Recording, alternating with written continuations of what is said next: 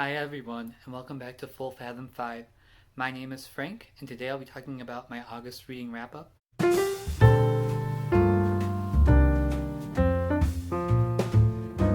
So I know this is a little bit late to be posting an August reading wrap-up, but I've been a little bit busy at the moment, and this is the time I found to do it. So August was kind of a busy month for me. I had 2 retreats, which each took up about a week, and also orientation at a new school, a new seminary, and so it was a little bit difficult for me to find time for pleasure reading.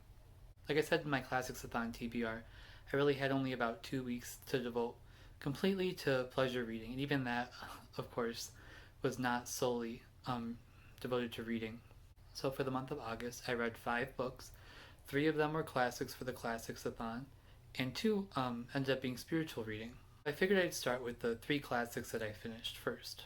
The first of these is The Wild Orchid by Sigrid Undset, and as I said in my Classicsathon TBR video, this is the first book in a 2-book novel called The Winding Road. So in some ways I feel like I can't fully review this book solely on the basis of The Wild Orchid. I haven't read the second volume, The Burning Bush, yet, and so once I've read that one, I think I might post a video solely devoted to the novel The Winding Road, based on these 2 books. So The Wild Orchid is a coming-of-age story around the character of Paul Selmer from his teenage years to his young adulthood. It takes place in the early 20th century. A major historical event in this book is Norway's independence from Sweden, and it was really interesting to me that this had such significance for the characters in this book, because it's something that I never really learned about, but for those living in Norway, it seemed to have great emotional significance. Anyway, Paul is a child of divorced parents. Paul's father remarries a woman who I believe was his secretary before, and it's kind of awkward for Paul because he had a close relationship to his father's new wife growing up, and so he kind of has some feelings of resentment towards her and his father, and therefore attaches himself to his mother, who is a freethinker. His mother is the one that raises him. I can't help but think that in some ways his mother is based on Sigrid Undset, who also was divorced and devoted herself to raising not only her own children, but also, I believe, 2 stepchildren from her husband's first marriage. When Paul was growing up, he completely looked up to and adored his mother. As he gets older, begins to think for himself, he questions her views, never really in an openly hostile way. I think he more laughs at her. But as he gets older, he discovers more details about his parents' divorce and realizes that it isn't so cut and dried as he believed it was when he was a teenager. The book also involves first love. Paul falls head over heels in love with a girl named Lucy, who is below his station. I thought it was interesting that Norway still had very distinct classes in this time. I suppose it really shouldn't be that surprising considering England in that time period, like books by E.M. Forster, such as Howard's End. That was interesting that a lot of the descriptions of Paul versus Lucy describe even their physical appearance, distinguishing their classes from each other. That Lucy, being of a lower class, is more built for farm labor, versus Paul's supposedly more noble features. Another large theme of the novel, and I believe will carry on to the second novel, is the theme of religion. Paul is raised primarily by his liberal, free-thinking mother, Julie, and of course he's baptized into the state Lutheran church, but a big theme in this novel is that the state church, of course, follows whatever is most in line with Norwegian patriotism at the time. And so Paul begins to question that, to separate himself from that church, because he believes that a church that changes merely to fit public sentiment can't really be the true church. The theme of religion also shows up when Paul goes to university and stays in a house whose landlord and landlady are devout Catholics. And so through that, he begins to make Catholic friends and begins to become somewhat interested in Catholicism in a kind of laid back way. He grows up and gets married and has a family. We kind of see Catholicism as a thread moving throughout his life. And I have to admit that's primarily the reason why I picked up this book. This book was also somewhat disappointing to me in that the first book I read by Sigrid Undset, Kristin Lavransdatter, which I mentioned in a previous video, might be one of my new favorite books, is a book that takes place in medieval Norway, and so a book with a very strong Catholic character. And so, of course, as we know, if this is taking place in the 20th century, Protestantism, Lutheranism is the dominant religion of Norway, and as I kind of alluded to earlier, it's a very feeble version of Protestantism. It's much more moving towards liberal secularism. And so it's just kind of depressing to hear a lot of the places mentioned in Kristin Lavransdatter as very robust medieval Catholic cities now modern cities and hearing about the cathedrals, which I'm assuming are not Catholic anymore. I kind of wonder if the characters, if Sigrid Undset gave any thought to whether the characters in this book are descendants of characters in her books taking place in the Middle Ages. The second book I read for the summer Classicsathon was The Great Gatsby by F. Scott Fitzgerald. And this was actually my first time reading this novel. I'm doing a project on this channel where I read through classics that most people have read in high school, but which I haven't read because for some reason my high school curriculum didn't include regular classics. So I'm reading them now as an adult. I have to say that I enjoyed this novel, but I wasn't blown away by it. I'm glad to have read it, to say that I've read it, but I wasn't a big fan of it. It's narrated by a character named Nick Carraway, who I believe is a Midwestern heir to a fortune. He moves up to Long Island and buys a house next to a mansion owned by the enigmatic Jay Gatsby. Nick and Gatsby live on one side of the island, which is the less rich or less prestigious side of the island. On the other side of the island is Daisy Buchanan. And so as the story unfolds, we find out that Gatsby is hopelessly in love with Daisy Buchanan, and he asks Nick, who happens to be her cousin, to help arrange a meeting between them. In a lot of ways, we're supposed to kind of hear more about Gatsby's persona before we meet him and have this elevated idea of him before we actually meet him as a person. I guess that's where the title of The Great Gatsby comes from. I expected to have interpretations maybe of this book that were different from what I heard from friends say they got from reading this in high school, but to me it seems that the interpretations given by public high school teachers are fairly accurate. It seems to be right there, especially oft-cited green light at the beginning and end of the novel symbolizing money. Overall, I enjoyed this book, but I'm not the biggest fan of it. I'm not even sure if I'll go back to read this again someday. And the last classic I finished for the Classicsathon is Paradiso by Dante, the third volume of the Divine Comedy. And I love this book. I wasn't really expecting to love it so much because most people really enjoy the Inferno and say it's the best book in the series, and they call Paradise boring. And I think the reason for that is that it's kind of abstract in some ways, focuses a lot on astronomy, philosophy, and theology, and it's not very plot heavy. This is an epic poem. It's not really a novel, and so in some ways maybe that accounts for the discrepancy among people's opinions of this book. But I kind of went into this book knowing that it wasn't going to be very plot heavy. It was going to kind of be about those themes, and so I think for that reason I enjoyed it a lot. In some ways it was nice. I didn't have a lot of time this month to read, so I was forced to read this in smaller chunks, and I was able to digest it more and to read it slowly, and I kind of felt like it spread throughout a lot of my life. When I was reading this, I was struck by a lot of quotes that were so beautiful, and I just want to share a few with you. This quote is spoken by Dante after he passes a test on the nature of love that St. John the Evangelist gives him.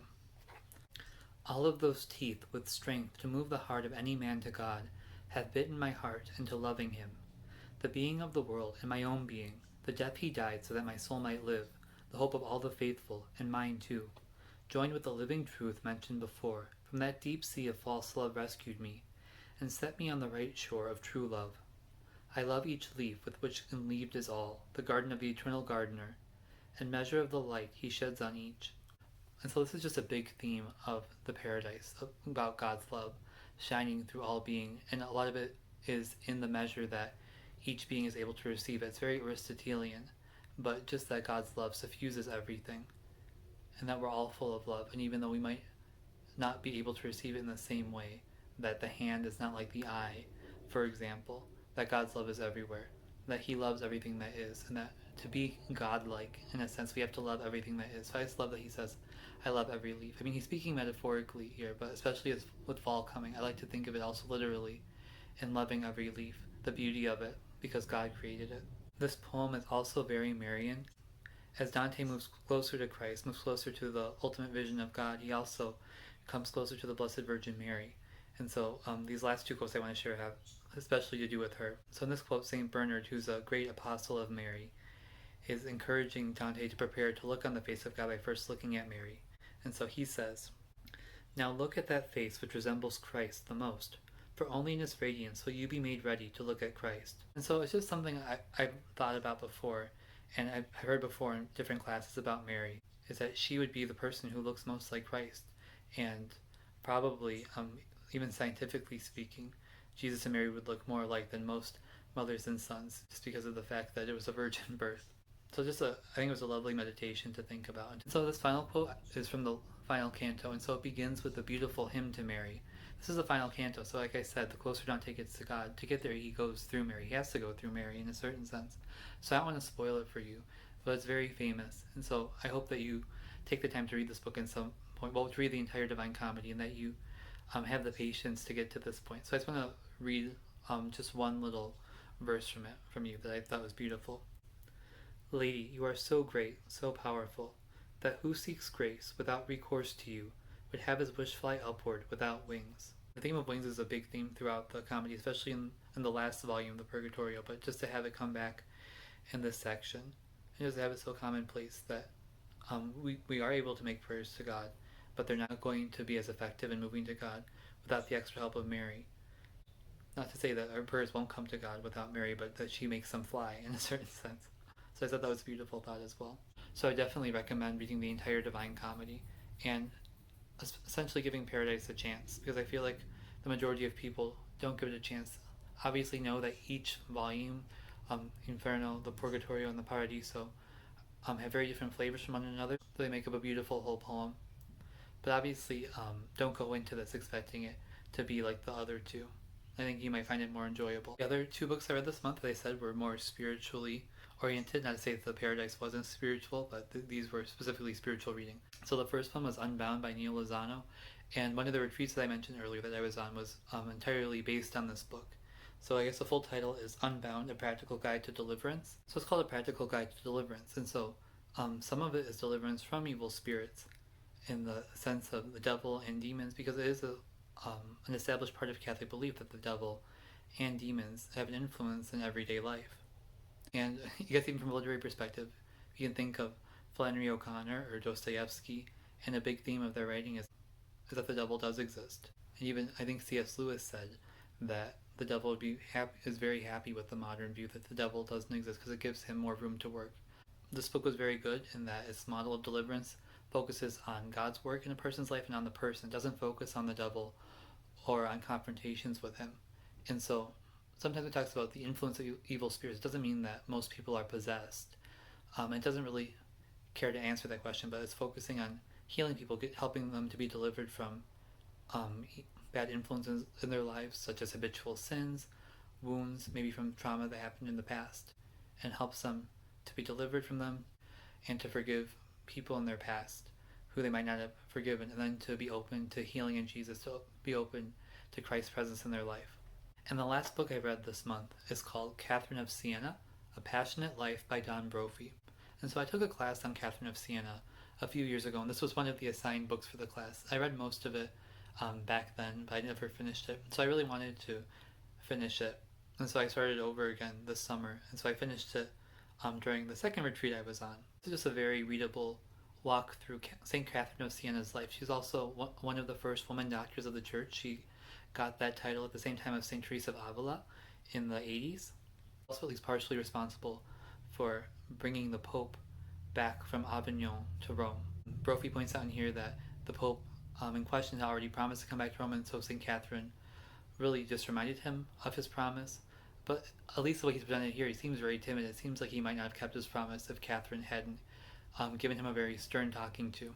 It's just really interesting to read about her balance between a contemplative life and a very active life, where she started out her life as a very young girl, being almost completely contemplative, living in a room in her house, and then kind of coming to the realization that she needs to be contemplative in action. To take that special room in her house where she's alone with God, and to make instead her heart that room where she's alone with God, so she can carry her room with her wherever she goes. But she really felt a call from God to go out into the city of Siena, and eventually to go out into the world, eventually going to Rome. Just her sense of duty and faithfulness to the church. This was written by a Catholic author, but it really seems like it was more geared towards a secular audience. And it does a good job of explaining Catholic traditions, and it does a good job of explaining certain aspects of Catherine's life, which might seem strange to modern, especially secular readers. I think in some places it goes too far in doubting relics and doubting the miracles of Catherine's life. I honestly would have no hesitation giving this to a secular friend, because Catherine is so important to world history. And this is such a readable biography of Catherine. I think the next biography of Catherine of Siena I'm going to read is the one written by Sigrid Undset. I already read the one contemporary biography written by her spiritual director, Blessed Raymond of Capua. So it's always kind of cool to see that saints have their spiritual directors also becoming saints. So those were the books I read for the month of August. Thank you all for watching. I hope you have a chance to take a break from YouTube and read a book today. Bye.